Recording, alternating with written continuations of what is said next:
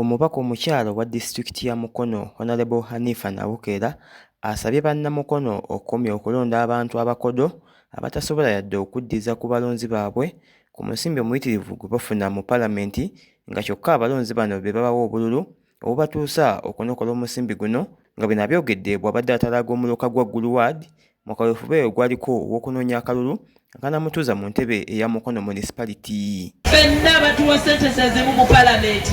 Mulekerawo okulonda ababaka abakodo. Palamenti bazituwa kyenva mulaba ebyo byonna bye njogedde. Tewaliwo ssente za njawulo ze bagamba nti zino.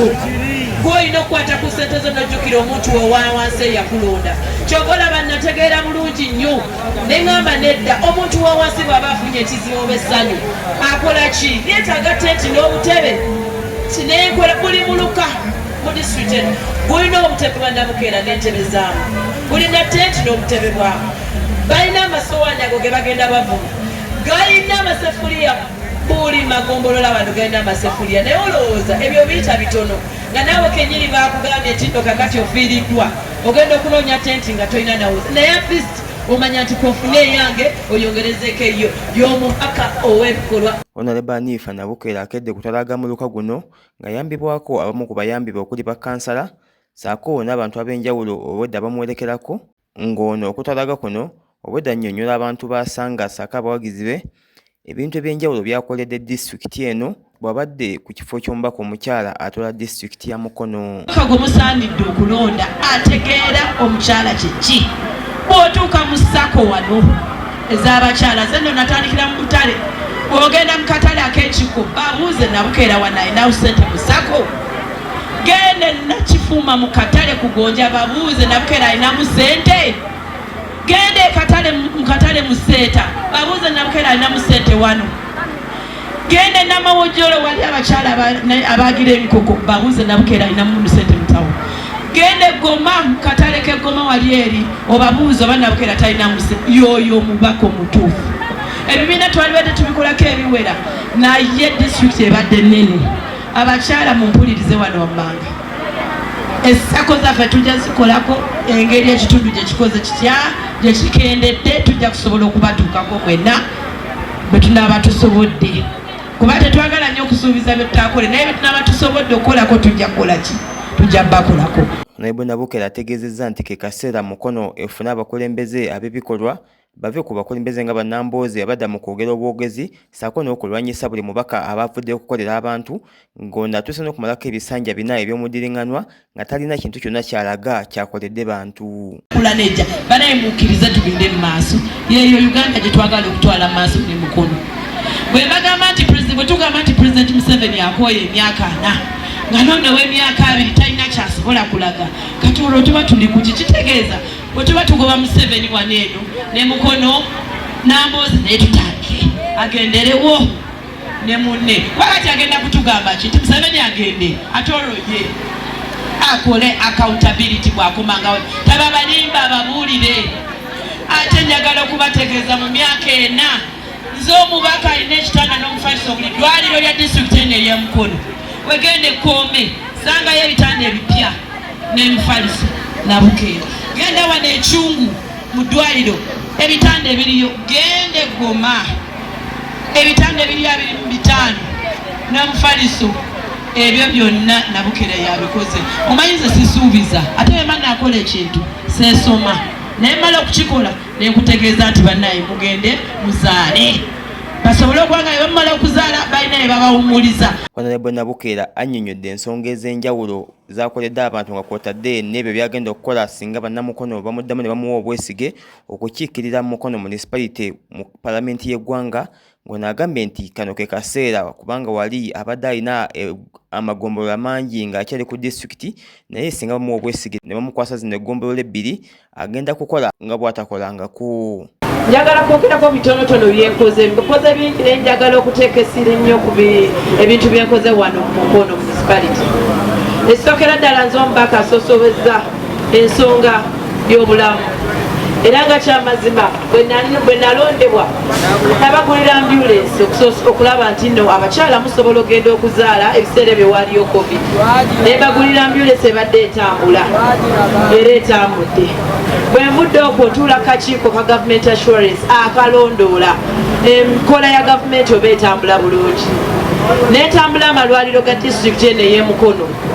Bwe nasanga amalwaliro nga gali mu mbeera mbi, nze kamwa koogera wano buli ddwaliro ly'Emukono wano lirina omufaliso, lirina ekitanda kyange, naye okukaatiriza wano ebya Mukono municipality wano ekyungu wano nabaterayo ebitanda ebipya mu health center 3, era bw'ogendayo n'olaba ebitanda ebipya n'emifaliso emipya ebyo byange.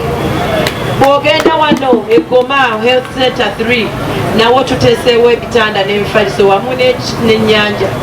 Yoyo omubaka kubanga mbadde nzigabira district ologana amagompolola abiri kinaaba kitya, kitegeeza ngenda kunyikiza emirimu gye mbadde etwala eri byonna tugikole muno tutwale Mukono mu maaso. Honorable Kiyimba Fred ngono kansala atwala Guluwaadi nga teyasobodde kufuna kkaadi ya NUP ku mulundi guno, bw'atyo n'asalawo akomewo nga independent akukulumidde abagaba kkaadi zino olw'okuddira kkaadi zaabwe ne baziwa abantu abayabayaba ne baleka bba ab'omuzinzi ababadde bavuddeyo okukolera abantu.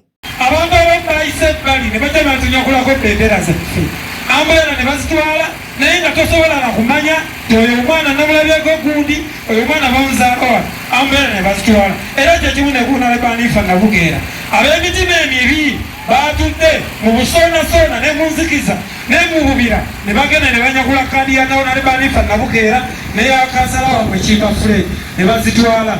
Bwe twamenyeka ennaku z'omwezi nga 15 genda ku ballot paper kuliko abantu 11 bwe noonya nnamba emu Kyagulanyi Ssentamu kuba president mulonde tikinga. Bw'omalawo genda wansi ku namba 8 tuluulira omukyala alina amaaso amalungi, tuluulira omukyala aliko erinnya lye Lebanifa Nabugeera. Osobola n'omutuukako n'ogamba olwo ng'etusigenda muyita Nabugeera kamuyite hani. Mwami Wamala okuva mu Goma Museeta ategeezezza nti bo nga ab'eGoma basazeewo dda okuwagira Honorable Lebanifa Nabugeera olw'emivuyo emingi Honorable Nambooze gy'akoze mu NUP, gamba nga okuddira kkaadi zaabwe n'aziwa aba NRM okulwanyisa abo bonna bonna abavuddeyo okukolera abantu n'emivuyo emirala mingi nga bw'agyazinnyonnyola. Ffe Goma tugenda kulonda Hanifa Nabugeera olw'ensonga zaffe, era Nabugeera eGoma gwe manya agenda kufunayo 8 ku 10 kubanga emirimu gye tugirabye ewaffe eGoma. Nabugeera yakwata ebitanda 25 n'abiteeka mu ddwaliro, n'akwata emifaliso 25 n'agiteeka eGoma, n'agenda mu ddwaliro Ennyanja n'atuwa emifaliso 2 n'atuwa n'ebitanda 2 ng'alwanirira bulamu bw'abakyala abazaala. Buli kyale eyo emiruka egyaffe giri 5, buli muluka gulina tenti ya Nabugeera n'obutebe bwamu, kitegeeza n'emirimu egisookerwako yagikwatako. Ekyokusatu, tubadde n'omukyala gwe mwagala ennyo abamu abasula ku mutima. Ewaffe atulimbye ebintu 5 era tetukyayinza yadde omukombya kalulu, ne bwe munaaba mubuuze ewaffe tetumukkiriza kubayo nkuŋŋaana. Olukuŋŋaana olusooka lwe yali azze okukubayo esseeta mwaluwulira nga tumugoba. Yagamba abatuuze b'esseeta sigenda kuddamu basaba kalulu ng'akatale temukalina. Akatale mukyala yiga bwe yali akatutwalako yalinnya nnyonyi n'agenda bweru. Yagenda okukomawo kati abantu bakolera ku nguudo. Najja emisindye n'atugamba sigenda basaba kalulu ng'oluguudo luno oludde e Bukeerere lukyali lwa nfuufu, lubadde mu bajeti 3. Yagaana oddubanja n'atugamba ye tagenda wa mwami Katumba Wamala mubanja luguudo, era n'atugamba temuddanga mukumpa kalulu nga sireese luki, kaakati situgenda kumuwa kalulu. N'ekisembayo be baana ewaffe bazaalimba okuwanga sikaala n'abalimba nga mwe muli n'abantu baffe abaatemulwa ng'ono wa Space e Buddugala. Abaana abanifa bwe yajja n'abasomesa emyaka 3 ne tusalawo kati katugende n'anifa omubaka ow'ebikolwa ate atali mubaka wa ntalo. Eyo y'ensonga ezaffe zigenda otuweesa ani Hanifa akalulu ajja atuyambe, kuba tetuyinza kukyusa ggwanga lino nga mwami Museveni atutuddeko na mundu ate n'omulala najja n'atulimbalimba n'akapapula ke tulinako amaanyi.